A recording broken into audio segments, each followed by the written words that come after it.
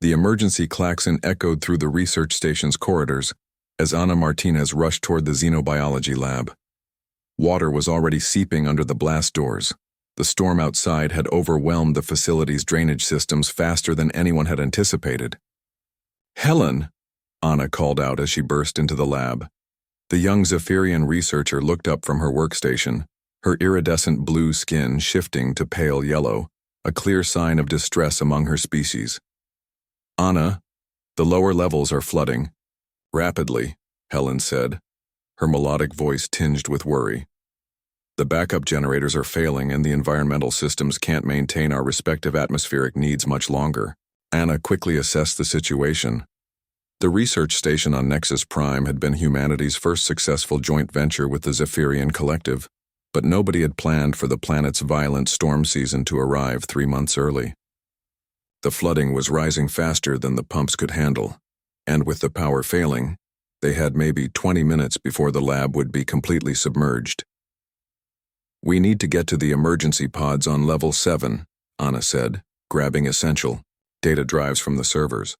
"But first," she paused, realizing the complication. "Helen, your environmental suit.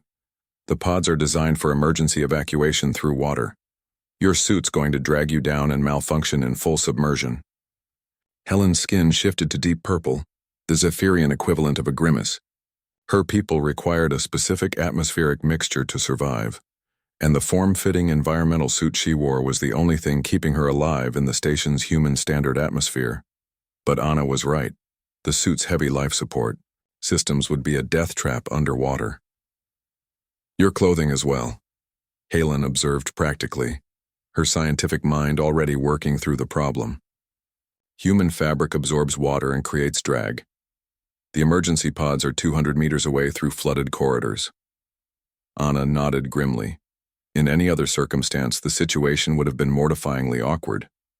But survival had a way of stripping away social conventions along with everything else. "The emergency breathing apparatus," Ana said, pointing to the small devices mounted on the wall. "They're designed for both our species, 30 minutes of air each." They worked quickly and efficiently. Ana sealed the critical research data into waterproof containers while Helen calculated their route through the flooding station. As the water rose past the door seals, they each took deep breaths and activated the breathing devices. The swim through the flooded corridors was harrowing. Emergency lighting flickered sporadically, creating an eerie underwater landscape of familiar hallways transformed into alien depths. Ana found herself impressed by Helen's swimming ability. Zephyrians had evolved from aquatic ancestors, and it showed. The alien girl moved through the water with graceful, dolphin-like motions that put Ana's clumsy human strokes to shame. But it was Ana's human endurance that proved crucial.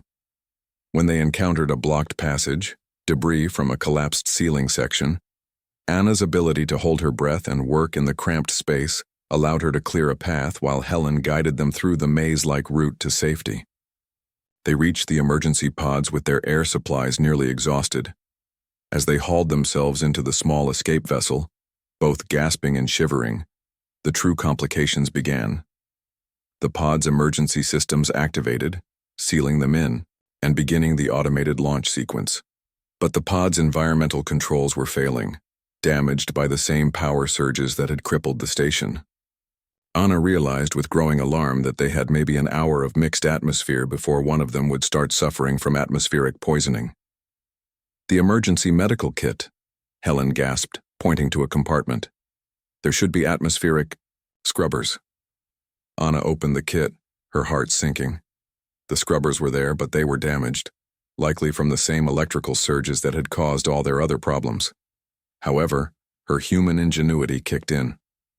Growing up in the agricultural domes of Mars had taught her to improvise with limited resources. "I can jury-rig something," she said, examining the pod's systems. "But I'll need to cannibalize the communications array and reroute power from the navigation backup." As Ana worked, Helen monitored their trajectory and the pod's remaining systems.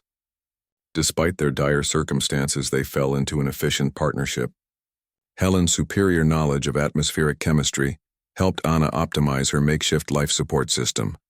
while Anna's practical engineering experience turned theoretical solutions into working hardware. "Your species," Helen observed as Anna soldered connections with a medical cauterizer. "You have this remarkable ability to find solutions when all logical options are exhausted." "We call it human stubbornness," Anna replied with a tired smile. "We don't accept that problems can't be solved." The improvised atmospheric processor worked, barely. It bought them enough time to reach the rescue beacon's transmission range, where a joint human Zephyrian rescue ship found them 18 hours later. Later, as they sat in the rescue ship's medical bay, properly clothed and breathing their respective atmospheres, Helen turned to Anna with curious, shifting colors playing across her skin. "I've been wondering," Helen said. "In your human culture, is there significance to the fact that we survived that experience together?" Anna considered the question carefully. "In human culture, surviving something like that creates what we call a bond. It means we trust each other completely. We've literally seen each other at our most vulnerable and worked together when everything else failed." Helen's skin shifted to warm gold tones, a sign of contentment and understanding. "In Zephyrian culture, we call such a bond life-sharing. It is considered one of the strongest relationships possible." 6 months later, Anna and Helen published their joint research paper on improvised atmospheric processing, work that had been saved by their harrowing escape. The paper revolutionized emergency life support systems across both species' territories. But more importantly, their partnership had proven something profound. When stripped of all pretenses and faced with impossible odds, intelligence, determination, and mutual respect could overcome any barrier, whether cultural, technological, or atmospheric. The flooding had forced them into an impossible situation, but humanity's greatest strength, the refusal to accept defeat, had turned potential disaster into triumph, and strangers into lifelong allies.